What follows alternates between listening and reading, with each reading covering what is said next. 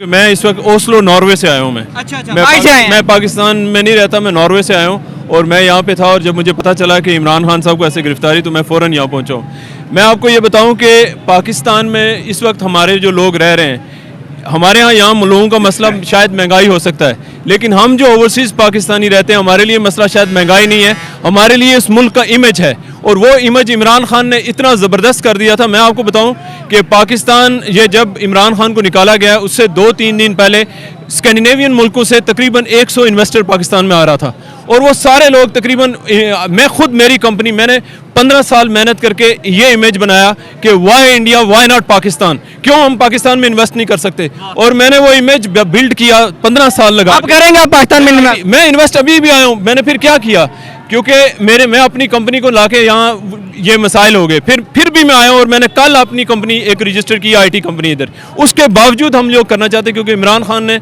यानी पाकिस्तान के जो ओवरसीज़ पाकिस्तानी थे उनको होप दी, यहाँ के लोगों को होप दी। और इस बंदे को यानी ये आप लोगों को शायद यहाँ पे लोगों को एहसास तो है, लेकिन जो एहसास हमें इमरान खान का एज ए ओवरसीज़ पाकिस्तानी, उसका मैं आपको बयान नहीं कर सकता क्योंकि हमारे लिए इमेज मसला, हमारे लिए पाकिस्तान। आखिर में खान साहब को क्या मैसेज देंगे? मैं खान साहब को मैसेज कर देना चाहता हूँ कि खान साहब, ये सारी आपके साथ अल्लाह की ज़ात है, आपको घबराने की ज़रूरत नहीं है। और मेरा ये ईमान है कि इस बंदे के साथ कोई स्पेशल अल्लाह की मदद है और कोई पावर है, ये ऐसे नहीं हो सकता। ये जो लोग इतने खड़े हुए हैं इनके अंदर कोई ऐसा जज्बा है जिसके लिए आए हैं। मैं क्यों आया हूँ? मैं यकीन करें, मैंने कहा कि मैं कुछ भी हो जाए, मैं नॉर्वे से आया हूँ, मैं 2-3 दिन के लिए लाहौर आया हूँ, मैंने कहा मैं जाऊँगा जरूर। खान साहब को मिल के जाना है। खान साहब को मिल सकता हूँ या नहीं मिल सकता? ये मिलने की जगह है ना, ये मिलने के लिए। नाज़रीन आपने देखा रहते हैं इमरान खान साहब हमारे दिल में हर वक्त। और मैं एक और आपको बात बताता हूँ, मैंने जिंदगी में जो भी कुछ अचीव किया, मैं आईटी कंसल्टेंट हूँ, पूरी दुनिया के लिए काम करता हूँ। मैंने इस बंदे को फॉलो किया जब मैं